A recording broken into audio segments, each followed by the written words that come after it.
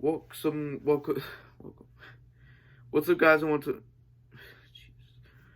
up, guys? Going to another video. Today we're reviewing Indiana Jones 4 or Indiana Jones and the Kingdom of the Crystal Skull. God, that was a mouthful. It was. Now, this entry is considered to be the weakest entry in the series. And do I think it's as bad as people say it is? I mean, I would definitely say it's not as good as the original trilogy, I'll say that, but, I definitely don't hate it. I don't think the movie is as bad as people claim it is. Like, yes, I don't know how to explain to you. In my opinion, Kingdom of the Crystal Skull, personally, I honestly just never really, I didn't really get as offended to it, really. Alright, it is, trust me, compared to, revivals now, this is definitely, the least bad compared to modern revivals, but, in my opinion, dude, I just didn't really get offended to this movie, really. Like, one of the biggest complaints I've been hearing, oh, they introduce aliens. Ooh, this is way too fantasized. Dude, literally every single Indiana Jones movie has, like, their own supernatural element to it. And by the way, the one thing I didn't mention is Indiana Jones 2 is a prequel, technically. And plus, and you know what's another thing I started to realize? Indiana Jones never keeps the treasure. Or even puts it in a museum. Think about it. Lost Ark, Area 51. The Stones, back in India. Last Crusade, lost it. The Skull went up with the aliens. Not a single treasure he has found has actually went to a museum. Maybe in the 5th movie, it might break that, but still.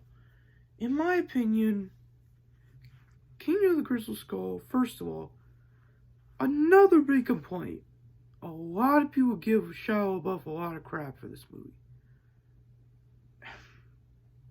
He didn't really offend me as badly, really. Like, he didn't really annoy me as bad.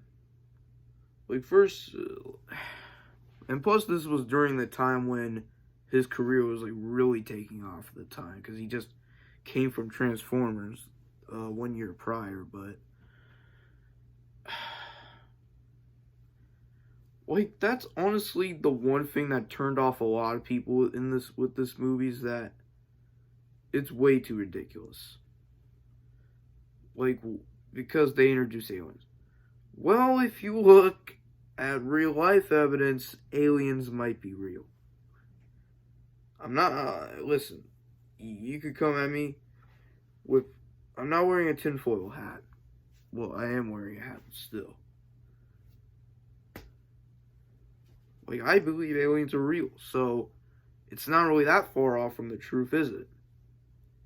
Is it? Is it really? I don't know. Like, seriously. But in my opinion,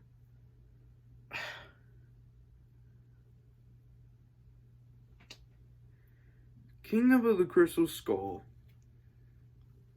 first of all, the one thing I will say is the most unrealistic part of this movie was when he survives a freaking refrigerator. Or survives a nuclear bomb with a freaking refrigerator. Realistically, a lot of scientists say that he couldn't really survive that. And even if he did, he would most likely be tested for, like, maybe potential radiation poisoning or something. Like, that is crazy, dude. That is so crazy. But overall, man, I just don't think Kingdom of the Crystal Skull is as bad as a lot of people say it is. But I will say that it's definitely the weakest one in the series. Alright?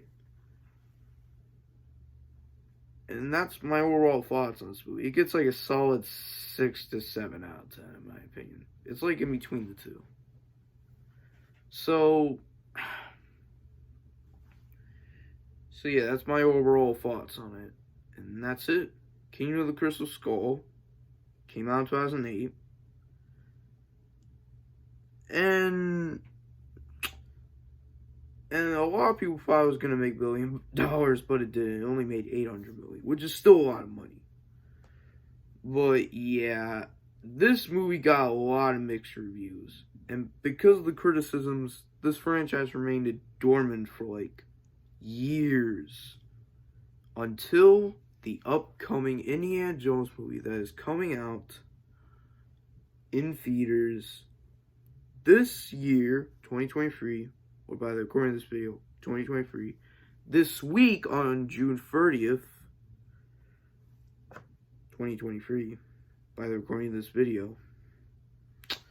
So, I want you guys to stay tuned for the Dial of Destiny review. Plus, I have the Mission Impossible series that I will be covering. So stay tuned for that. And I'll see you guys in the next one. Peace.